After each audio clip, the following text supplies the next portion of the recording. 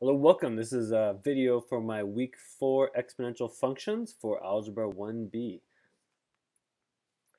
For week 4, make sure you're again going through our online textbook. There are questions and content that I refer to in there, but I don't necessarily cover all of it in this video. Make sure you're taking notes and use this video as well as the other help videos in our paper pencil problems to help you with the week. And then let me know if you have any questions as you're working on this week's assignments. Our objectives for week 4, here we go. We got given an algebraic expression with exponents, can you evaluate it using the correct order of operations? If I give you a number in standard notation, can we rewrite it in scientific notation and vice versa? If I give you a geometric sequence, we'll talk about what that is, can you recognize the pattern of multiplying by the same number, and write a formula to represent the sequence? And here's where it gets really fun. We're going to represent exponential functions with graphs, tables, and equations.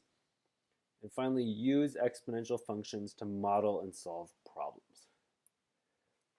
Okay, so last week we started learning about exponent properties. How do we work with exponents as we deal with algebraic expressions and variables? We're going to continue on with that, being able to work with and simplify algebraic expressions with exponents. But let's start today, this lesson, this week 4, we're going to start with just evaluating exponential expressions. So here we go. We've got 3x to the 5th power minus 18y to the 3rd power. And I want to evaluate it if x is 2.5 and if y is 1.8. So evaluating means you substitute what you know the variable is and you calculate it using the correct order of operations. So let's substitute 2.5 in for x and 1.8 in for y, and let's rewrite it out. So we got 3 times 2.5 to the 5th power minus 18 times 1.8 to the 3rd power. All right, so I'm going to jot that down, and then we're going to bounce over to our Desmos calculator and show you how to work that out in there, because it'll be easier to see what order of buttons and how you need to put it into your calculator. Okay, here we are at my Desmos calculator. I'm just going to type in our expression. It was 3 times 2.5. Again, to the exponent, I need to use this little AB button. So notice as soon as I click it, it shifts up, and it's to the 5th power. I need to hit the right arrow to move it out of being in the exponent. And then that was minus 18 times 1.8 to the 3rd power. There we are, we just calculated it all out, and it's 187.99275. Often when we get exponents with decimals, we're going to get it. We're going to get an odd number. It's not going to be a perfect, nice whole number. One thing to keep in mind if you are doing the order of operations, if you're to do this by hand, you do exponents first. So I need to calculate what is 2.5 to the 5th power. 2.5 to the 5th power. That has to become first before I can multiply by 3. We always do exponents first before we do any multiplication. Sometimes I see students multiply 3 times 2.5 first, and then they take the whole thing to the 5th power, but that's not what it's asking me to do. It's 3 times whatever 2.5 to the 5th power is. So make sure you're getting your order of operations correct as you're working on calculating expressions with exponents.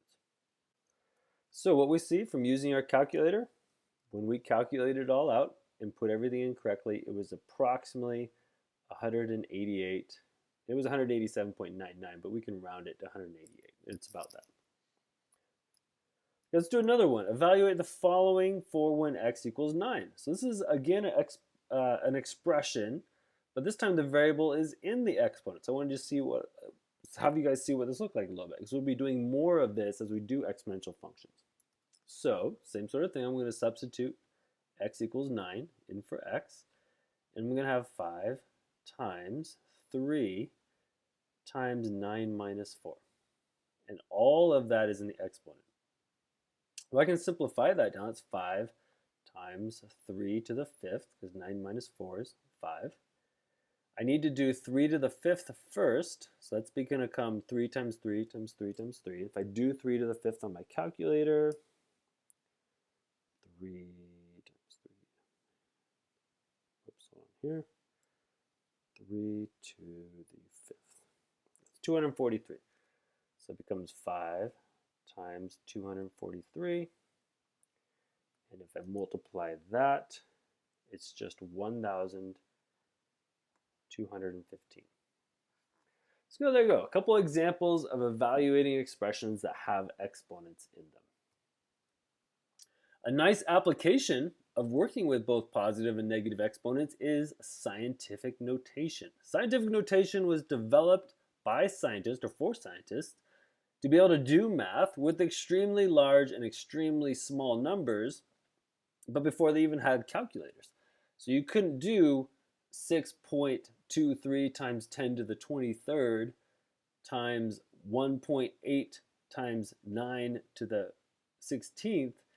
You couldn't do that on a calculator or a computer because they didn't have those 50 years ago, 100 years ago. So they had scientific notation, which let you kind of work with smaller numbers and deal with exponents. So you used a lot of the exponent properties. So here's what we need to have.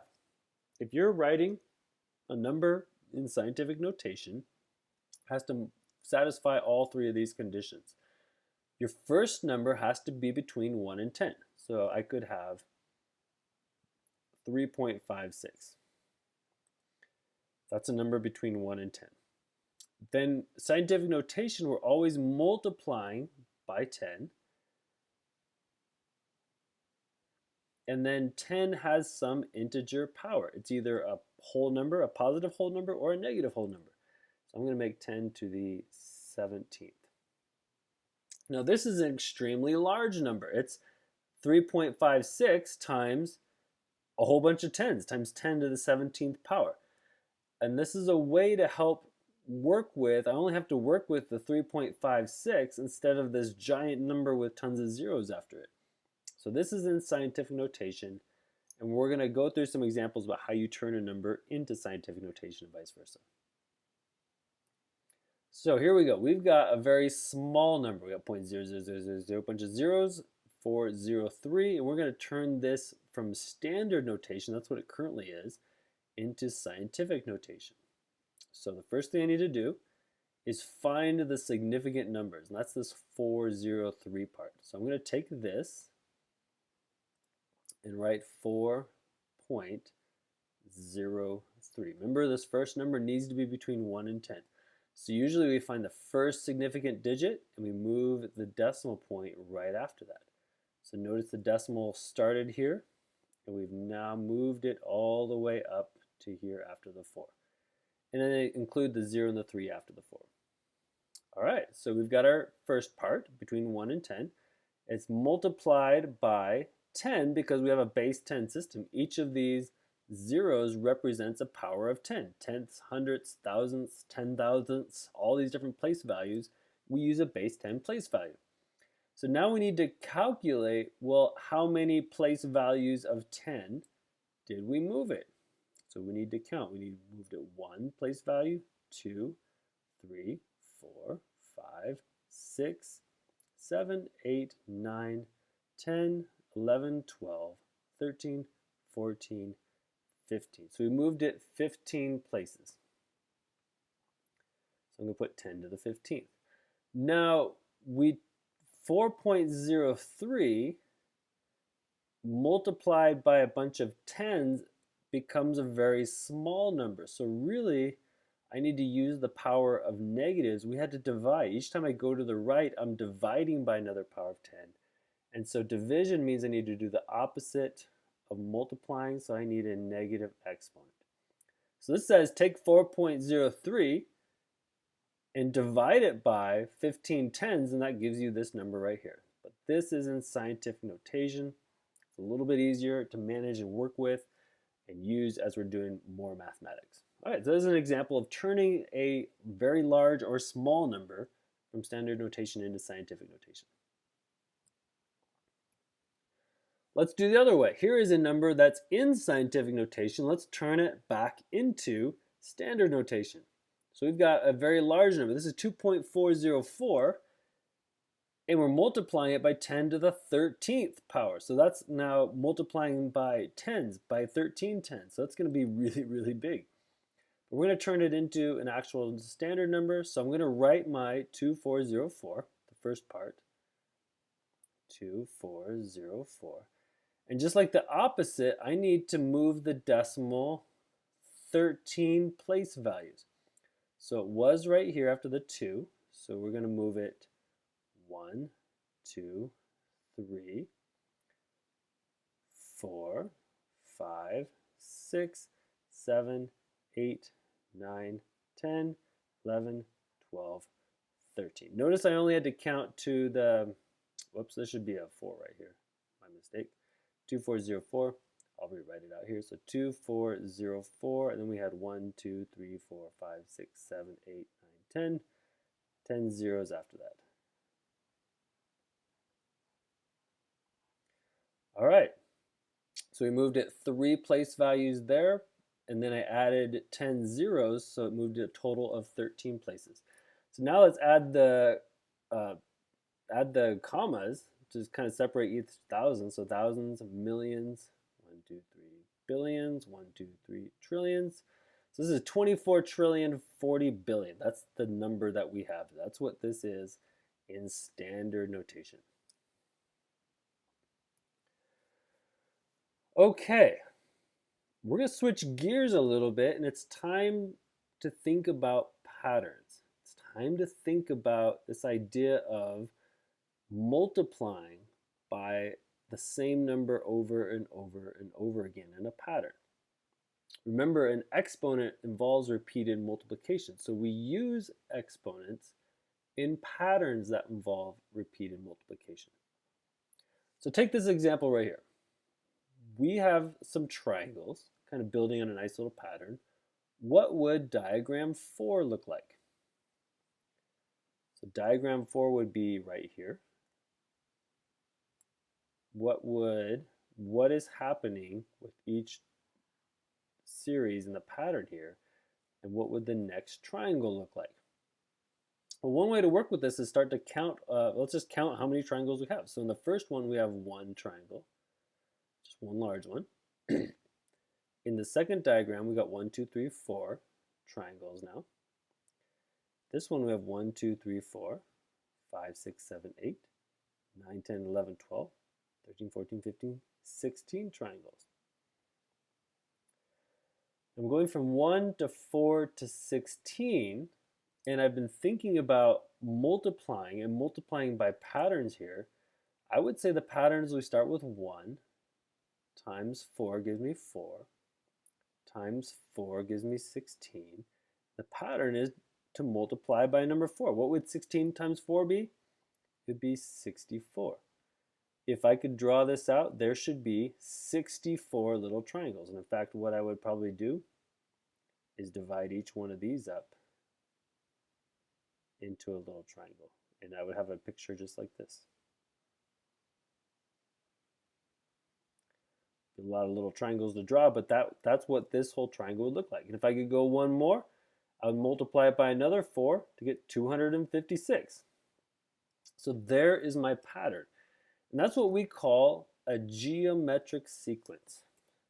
A geometric sequence is a pattern of numbers that starts with some sort of number and repeatedly multiplies by some constant number over and over again. It could be the same number, it could be a different number.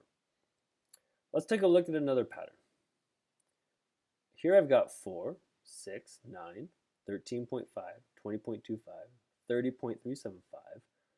What is the multiplicative pattern going on here in this geometric sequence? Well, this one's a little bit harder because it's not doing something really obvious like multiplying by 4. So if we want to figure out what I'm multiplying by, we need to use a little bit of algebra and kind of work backwards.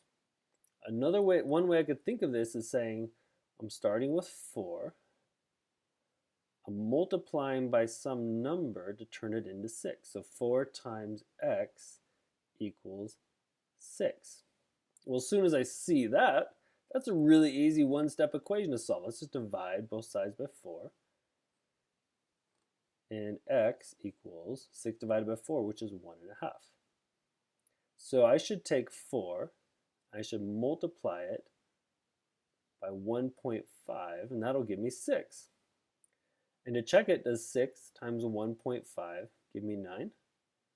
Yes, it does. Does 9 times 1.5, does that equal 13.5? Yes, and that's the pattern over and over again. I can keep multiplying by 1.5 in my pattern. Multiply by 1.5. So we started, the starting number in this sequence was 4, and we repeatedly multiplied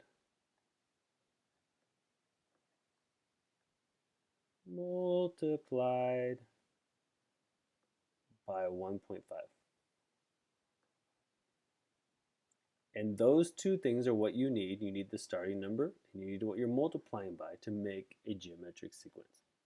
Not too bad, right? It's kind of fun. And again, we find the pattern.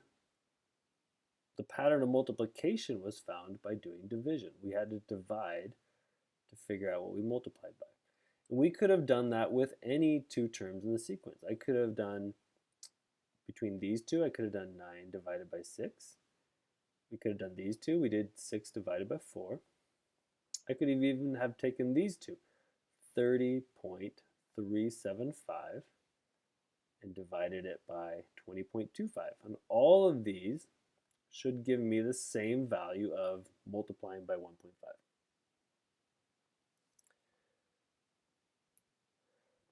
Here's another geometric sequence, but it's a slightly different problem. What is the missing number? I'm starting with 50.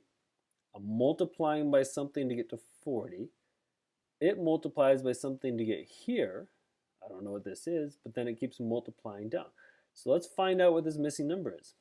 Again, to find out what we're multiplying by,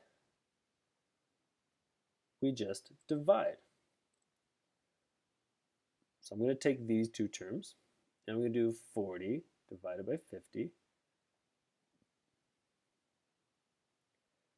And that's going to equal 0.8. Well, let's check it. Does 50 times 0.8, does that get me to 40? Yes, it does. 50 times 0.8 does give me 40. Let's check these two out. If I take 20.48 and I divide it by 25.6, what does that give me? Well, that also gives me 0.8. So 25.6 times 0.8 will get me down to 20.48. So guess what I'm going to have to do then? If I want to get to my unknown middle term, looks like I need to take 40 and multiply it by 0.8, right? And if I do that, I'm going to get 32. 40 times 0.8 gives me 32. That's going to be my missing term. So you can find future terms. If I wanted to keep going, I could keep multiplying by 0.8. And we can find missing terms in the middle of a sequence by multiplying by 0.8. We just had to figure out what is this constant number we're repeatedly multiplying by. Okay, so we've laid the groundwork. We are very good now at working with exponents, at using exponent properties, at using exponents with a variety of algebraic expressions. We've started thinking now about patterns of numbers that involve repeated multiplication patterns. Now we're going to start laying and digging into this idea of an exponential function. Up to this point in our class, we have only been working with linear functions, nice lines. We've graphed lines, we've found slopes, y equals mx plus b, all of that good stuff. And now I really want to show you the difference between working with exponential functions as opposed to what we have been working with in linear functions. So let's review a little bit about what we know. Linear function, it is a function that has a constant rate of change, right? We are adding the same thing over and over again. So let's put adding a constant. We called that the slope, constant rate of change. An exponential function is a function that has a constant multiplier. We're not adding, we're multiplying by a constant number over and over again. So what change does that happen when I'm multiplying instead of just adding a number? Well, here's a table of values that show one of these is linear, one of these is exponential. So let's see if we can figure out which one's going on here. So let's look at the first one for y1.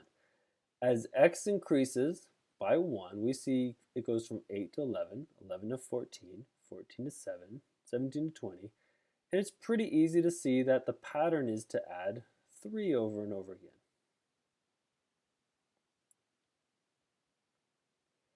And we know with our linear stuff, here is my y-intercept. So if I wanted to write an equation, this function would be y is equal to, I'm adding 3 over and over again, so my slope is 3, 3x, but I have a y-intercept of 8. So I'm starting by 8, and then I'm adding 3's, and depending on how many 3's depends on whatever I put in for x. If I put 4 in for x, I'm going to add 3 4 times to get to there. So it's 3 times 4. That's what we would call linear. Let's look at this other one right below it now. So this one I'm going from 4 to 7.2, 7.2 to 12.96, then to 23.33, then to 41, 75, 130. You can tell it grows a lot faster, right? This one started at a smaller number, 4 is less than 8, but look, it ended up at 136, whereas my linear one just went to 26. So let's figure out what we're multiplying by. Let's do some division. Let's do 7.2 divided by 4. If I pull out my calculator, 7.2 divided by 4 is going to be 1.8. So it looks like the pattern is to multiply by 1.8 over and over again. And I can pull out my calculator and I can check that. And it is. Times 1.8 times 1.8 times 1.8. And we can keep finding as many as we want, just like a geometric sequence. If I'm putting this into an equation now, exponential functions are really similar to linear equations. It's that I have y equals, but instead of 8 plus 3x, it's a starting value of 4. So I still use my y-intercept. So I'm starting with 4. And I'm multiplying that by something. I'm not adding over and over again. I'm multiplying over and over again. So it's 4 times 1.8. That's my pattern. Start with 4 times 1.8. And depending on whatever variable my x is, that tells me how many 1.8s. If x is 4, then I need to start with my starting value of 4 and I multiply 1.8 4 times to get to the fourth term when x is 4. There is exponential.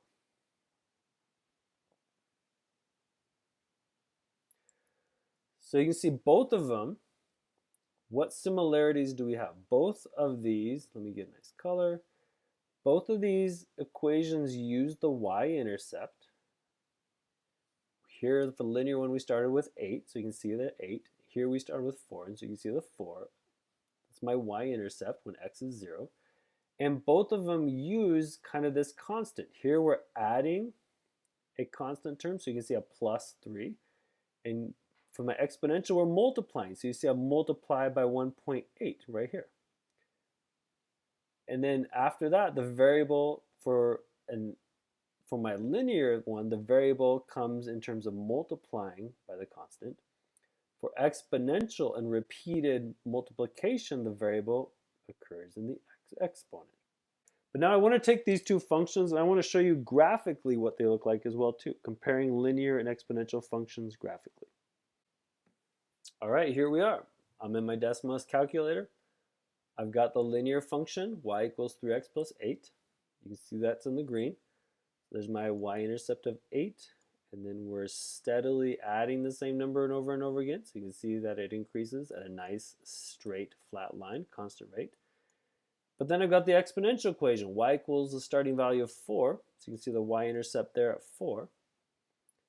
But then we're multiplying by 1.8. You can see it starts off less, but really quickly grows faster and faster because it's a pattern of multiplication. And if you want to really see it, exponential functions grow very, very, very fast, much faster than linear functions. So there's a good contrast, even visually, of a linear function with an exponential function. All right, let's go back to our PowerPoint and look even more at exponential functions. So I said this before, and again, just want to continue to summarize it. All exponential functions are in this form. This value a, if you go back to geometric sequences, it's considered the starting value. We always need to start with some number. It's the same thing as the y-intercept. This value b is what makes it an exponential pattern. It's what we're constantly multiplying by. Constantly multiplying by, constant multiplier. And there is our variable in the exponent. All right, so as we're working with this equation, there's a couple things we got going on. First of all is understanding when does this equation, or what is this function, when does it grow and get bigger versus when does it get smaller? So if you think about a number, let's take the number 5. What do I have to multiply 5 by to make it grow, to make it get bigger? Well, if I think 5 times 2 gives me 10, or 5 times 3 gives me 15, 5 times what number gives me a number bigger than 5? Well, to make it grow, it has to be bigger than 1. If I multiply 5 by some number bigger than 1, it's going to get bigger. It's going to grow. Now contrast that, what would I multiply 5 by to make it get a smaller number? Well, that's going to be a fraction. That means I want a fraction of 5, right? So 5 times what makes 3, or 5 times what number makes 2? I need to multiply by a number smaller than 1. That's going to cause it to shrink down. And those ideas of multiplication, multiplying by a number bigger than 1 to grow, multiplying by a number smaller than 1 to decay, is what is really important in terms of exponential functions. So we have these terms that we call growth, exponential growth, we have exponential decay. Exponential growth is when our constant multiplier, our value for b, is greater than 1. And you're going to see a lot of functions this week where we have a number like 1.3 or 1.05 or 2.7. b is some number greater than 1. If that's going to happen, your equation, your function is going to curve up and curve up and curve up, and it's going to grow really fast. Now, there's other times we have situations where we're decaying, where we're getting smaller. And that happens when b, our constant multiplier, is less than 1. It's the number between 0 and 1. And what you'll see is the number, if you graph it, it starts bigger, but it quickly shrinks down, shrinks down, shrinks down.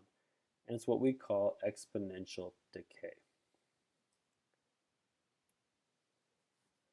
So let's pull this in our Desmos calculator and look at some examples about how changing a and changing b affect growth and decay. All right, here I am at our Desmos calculator. We've got a and we've got b, got little sliders in. Right now, this is saying start with a value of 1 and multiply by 1. And what happens when you take 1 multiplying by 1? It's just 1. So there's nothing interesting going on. But let's make this become a growth function. Let's make b let's make it 2. So now the function says start with 1 and multiply it by 2 over and over again. We'll go back to the default zoom, and so we can see here we are starting at 1. It's my y-intercept. And what happens? If I go over 1 for x, 1 times 2 is 2. If I make x 2, it should now be 4. If x is 3, it should give me to 8.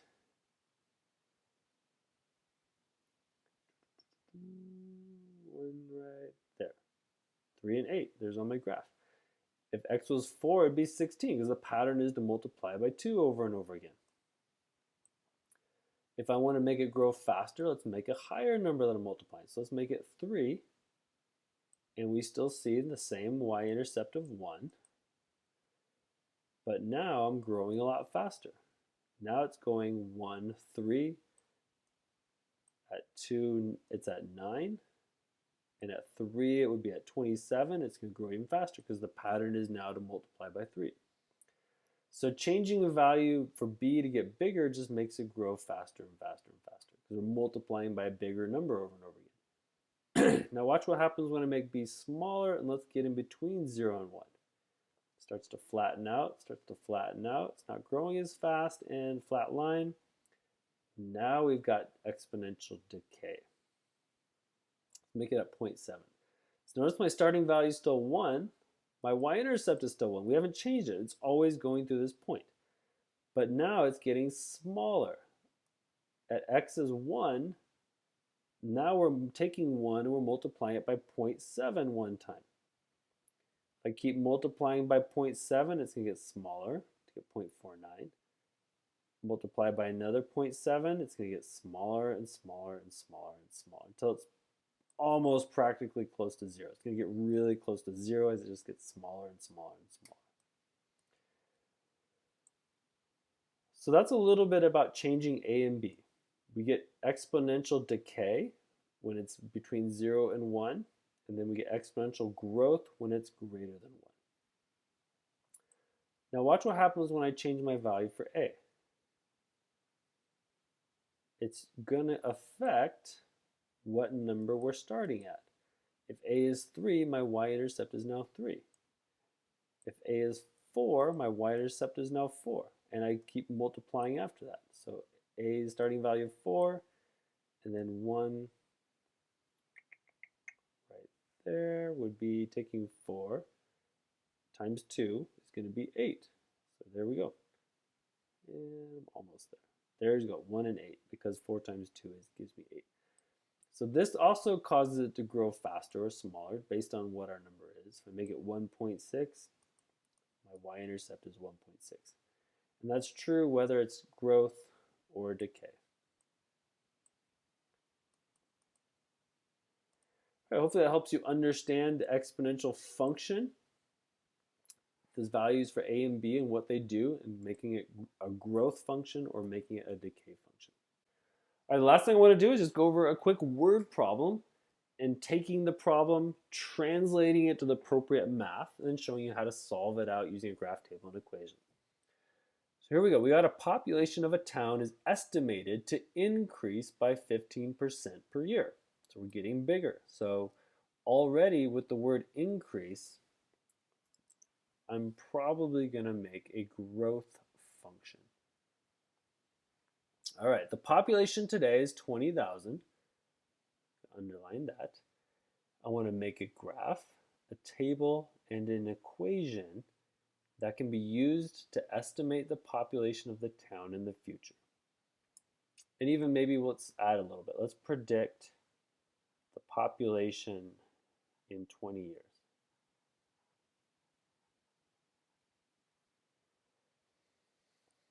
All right, so what do we know? We have a starting value. We have a current value right now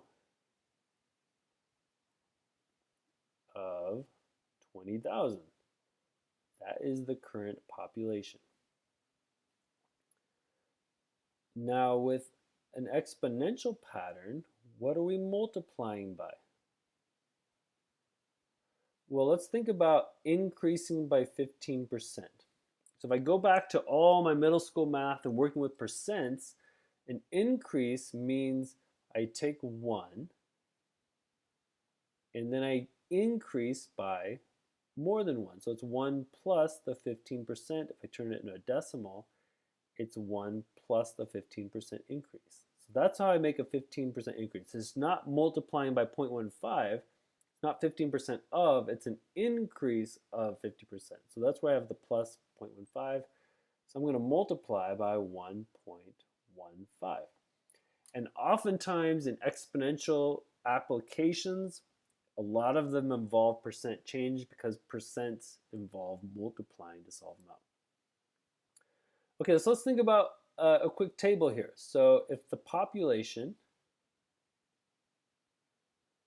right now is 20,000,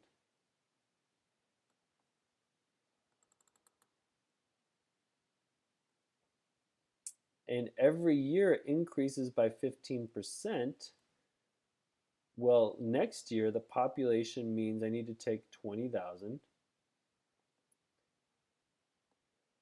and I need to multiply it by 1.15. 20,000 is for year 1 or the current year, and so if I take 20,000 times 1.15, 20,000 times 1.15, that means next year there'll be about 23,000 people. The year after that, in 2 years, I need to take 23,000 and multiply that by 1.15. So times that by 1.15. And now we're at 26,450. So current year, let me make a year there. I'm kind of making this a little backwards. The years would be my x. And so this is 0 years. This is after 1 year. There's 23,000. This is after 2 years. There's 26,450. Let's do one more, year 3. That would be taking 26,450 and multiplying it again. We're increasing by another 15%. So times 1.15 would be, now we're at 30,400. If I round to the nearest person, 18. So this town is growing really fast. After 3 years, there's another 10,418 people there.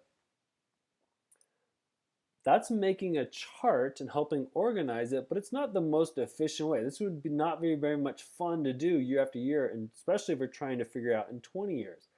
So let's try and translate this into the right function then. And let's see what we got. We have a starting value of 20,000. The pattern is we keep multiplying by this over and over and over again.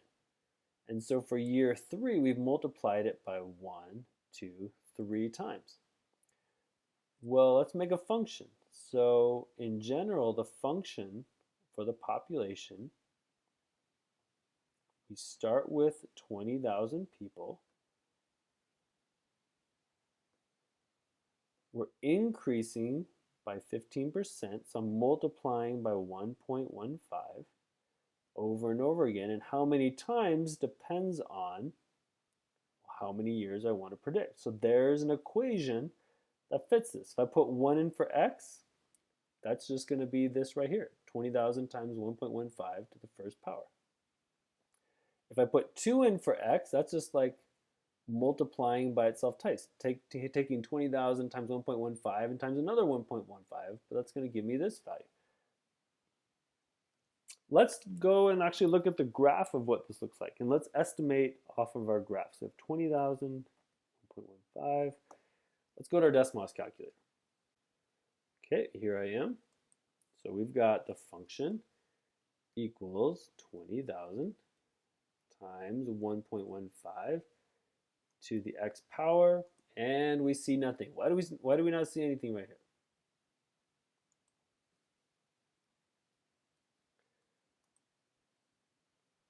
Well, if I think about it, 20,000 is a giant number, right? I'm looking between like 0 and 10. So let's adjust our graph settings.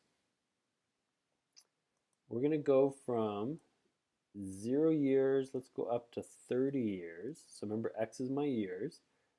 And the population, if we're starting with 20,000, well, let's start at 20,000. And let's go to, well, in 3 years, it was like 30,000. Let's go to 100,000. And there we are, look at that. So we're starting right here. There's my starting value. Right now, there are 20,000 people. what do we see happen? After 1 year, we're at 23,000. After 5 years, we're about 40,000. Can't get right on. 40,227. But we're growing fast. Look at that nice curved exponential graph. In fact, I'm still can't even see in 20 years. So let's zoom out a little bit more. I still can't even see 20 years. This is what exponential growth looks like. It just gets crazy out of control. In 20 years, it's still too far. And now, finally there where we can use our graph to estimate. In 20 years, there's 327,330 people. That town blew up in 20 years. Hopefully it does not continue to grow at that same rate. Lots of probably transportation issues if that's the case. But there you go. That's how we can use it. We can actually even calculate 20,000 times 1.15. Let's go down here, use our exponent button and say, okay, what's it going to be in 20 years? And there we go. There's using our equation to find, there's going to be 327,330 people. And if I really wanted to have fun with this, let's translate this. Let's make it into a table. And now we can see, we can easily make a table that shows me the pattern of growth year after year after year. So your Desmos calculator is going to be a really helpful tool as you guys work with exponential functions, both visualizing them, seeing the growth, making patterns, making tables. Share this with me as you're working things out by hand in your paper pencil problems. Let's go back and wrap this thing up. So what did we work on this week? We did a lot. We did a little bit of just using the correct order of operations to evaluate exponential expressions with exponents. We did a little bit of scientific notation. We then looked a lot with geometric sequences, patterns, multiplying by the same number over and over again because that's what makes it exponential. We compared and contrasted exponential functions, their graphs, tables, and equations with linear functions. And there's some things that are similar, that it uses a constant pattern, it uses the y-intercept. But there are also some things very different about the graphs and their equations. And then we used an exponential function to model and solve a problem involving growth. Hopefully that's a good help for you this week 4 as you're diving in and working on learning this stuff. Let me know if you have any questions. Have a great day.